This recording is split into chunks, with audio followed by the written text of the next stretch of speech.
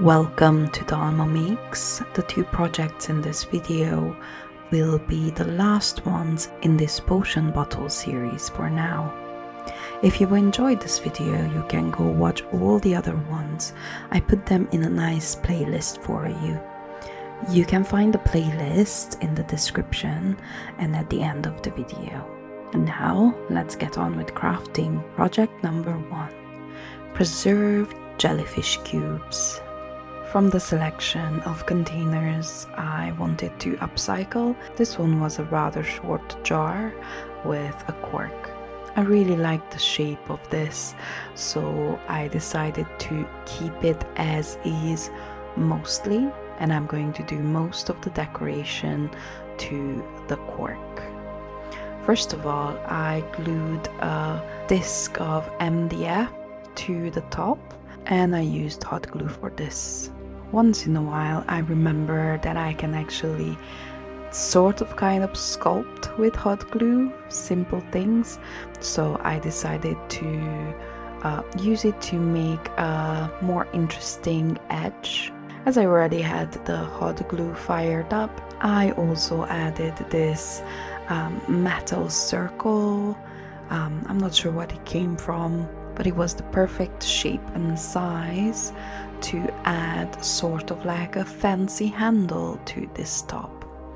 And to make that happen, I used a plastic bead and a pin that had a nice little ball at the end.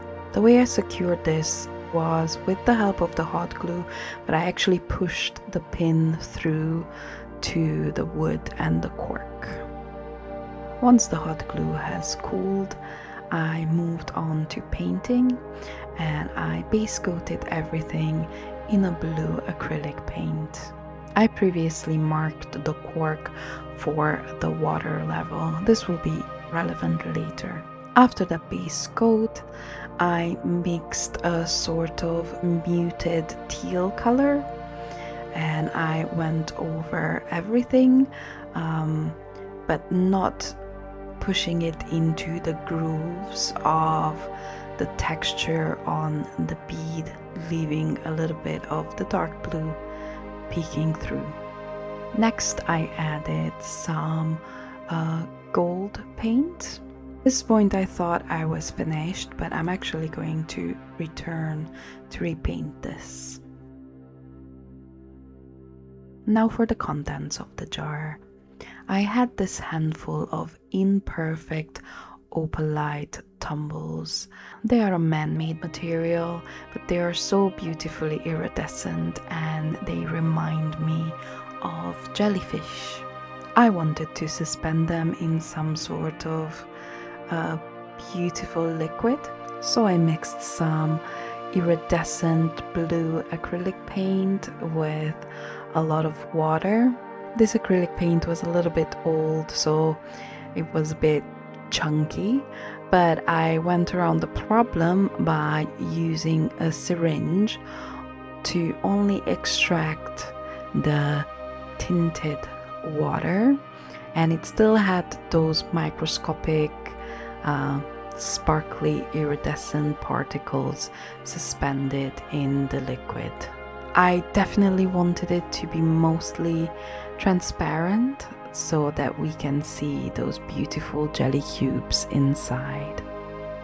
This is the point I decided that I wasn't happy with the cap, so I pulled out some blue glitter paint and I repainted certain sections of it while leaving others with just the gold paint on it.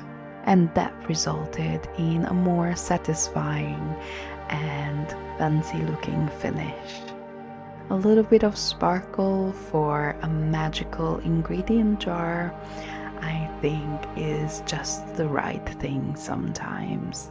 The opalite won't be affected by being in water for a long time, and the worst that could happen is that some of it will evaporate over the years, but because I didn't glue the cork shut, I can always refill it.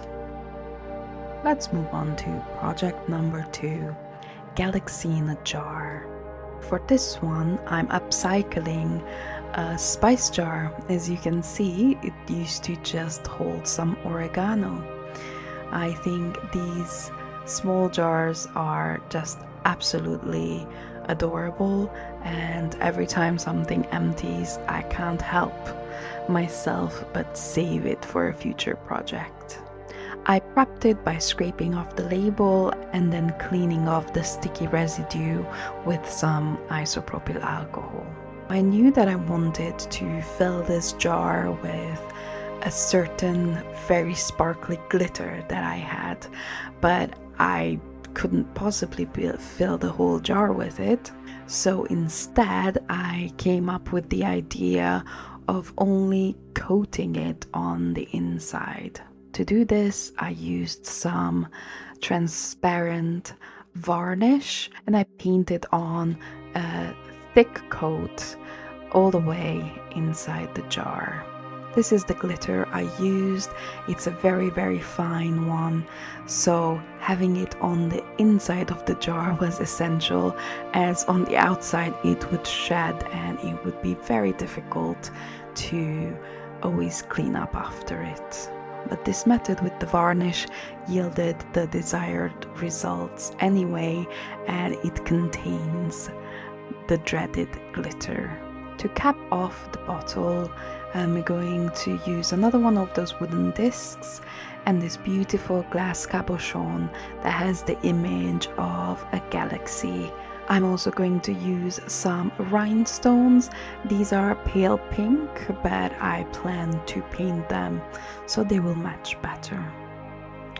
To assemble the top, I'm using some air dry resin and carefully placing those rhinestones all around the perimeter and then gluing the cabochon in the middle.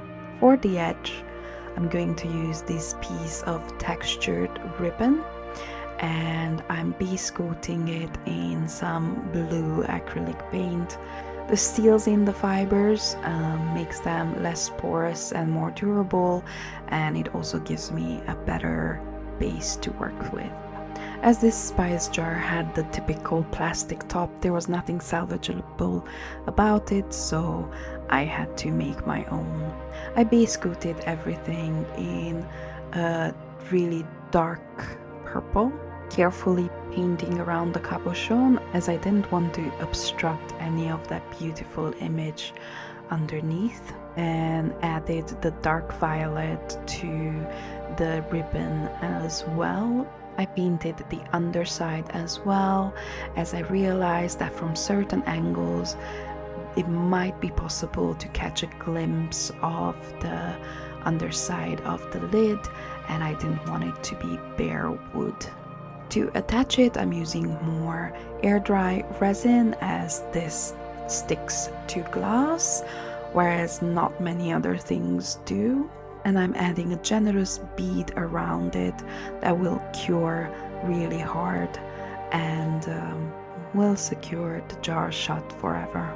I decided to add a label to this particular jar, but instead of a readable just label that says galaxy dust or whatever, I printed out a little magical looking diagram. It is illegible and in a made up script, but I think it makes it a lot more interesting, as maybe it's the instructions on how to use it or how to make the galaxy powder inside. For final assembly, I'm using that piece of ribbon to hide the threading around the neck of the bottle, as that makes it a little bit too mundane, and this adds a little bit more texture and interest. Because it's very dark, it doesn't really stand out, so I added a lighter plum color on the textured parts of the cap.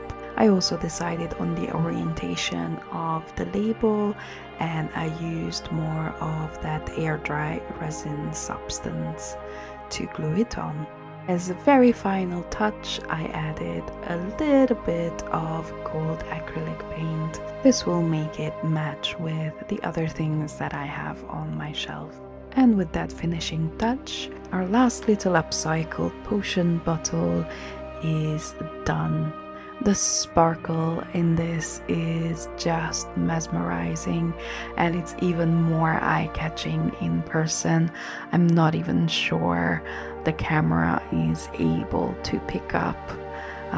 There's color variation in the different blues and purples, and the sparkle is just insane. And the galaxy swirl top, I think, is the perfect match.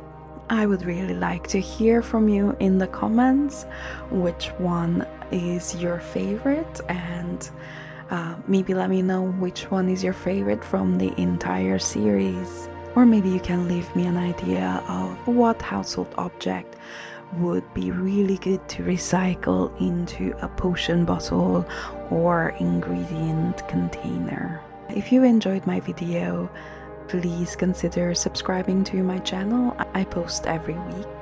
And please don't forget to like the video.